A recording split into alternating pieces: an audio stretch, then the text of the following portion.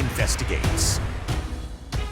This exclusive video shows a woman pointing a gun at her head just seconds before shooting herself.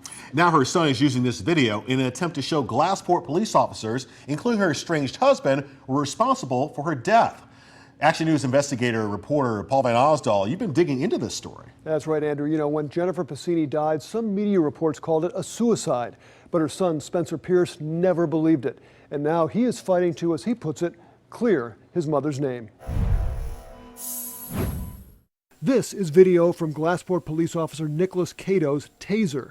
The dot is on the back of Jennifer Passini, who is pointing the gun at herself after an altercation with her husband, Glassport officer Michael Passini, in November 2011. We know that these two had argued about an extramarital affair that he was having with her best friend.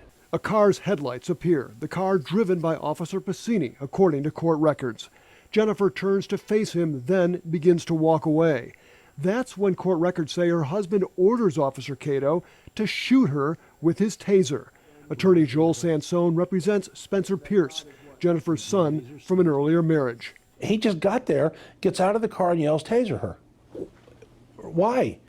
How could he have even assessed the situation, even if he was in the emotional state to assess the situation? When Jennifer is hit with a taser, her attorneys say the shock forces her to pull the trigger and shoot herself in the head. The order to taser this woman ensured her death. Her son Spencer, just 20 years old at the time, learned of her death while serving with the Army in Afghanistan. He was disturbed by media reports that called his mother's death a suicide. I knew right away that it wasn't true. She had a 9-year-old daughter and a 20-year-old son overseas. She had a good job. You know, there wasn't really anything that she couldn't handle to get her to that point of taking her own life. To find out what really happened, he spent more than a year fighting for police evidence, eventually uncovering the taser video. He struggled to watch it. It was the hardest thing I've ever done. I'd go to Afghanistan 10 more times and watch that video again. Armed with the video, he filed suit against the two officers and Glassport Borough. The lawsuit alleges Cato and Michael Passini used excessive force, and they should have known that tasing her would almost certainly cause Jennifer to involuntarily fire the gun she was holding. They are also accused of failing to aid her, even while she was lying in agony after being shot. What is your goal through this whole process? That my mom's name get cleared. The officers and the borough refused our request for an interview. In court papers, they deny any wrongdoing, saying Officer Cato deployed the taser, believing that it would cause Jennifer to collapse to the ground and that the officers would then be able to recover the handgun.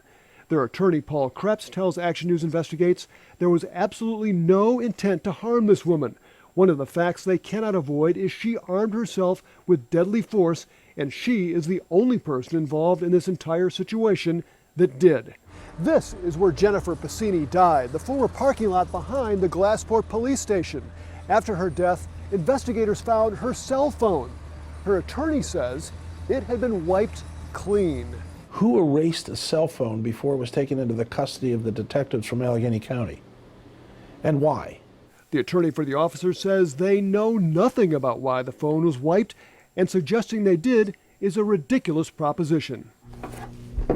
It's been 5 years since his mother's death, but Spencer still suffers. He wears a wristband containing her ashes and a tattoo with his last message to his mom. "You'll always be my angel. I'll always be your soldier." I'm just ready for the truth. I'm ready for this all to be over.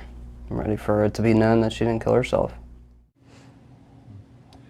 The medical examiner ruled the manner of Jennifer Passini's death was undetermined, and Spencer Pierce hopes to change that after his lawsuit runs its course. We'll certainly see what happens there. We'll continue to follow it. Thanks, Paul. Okay.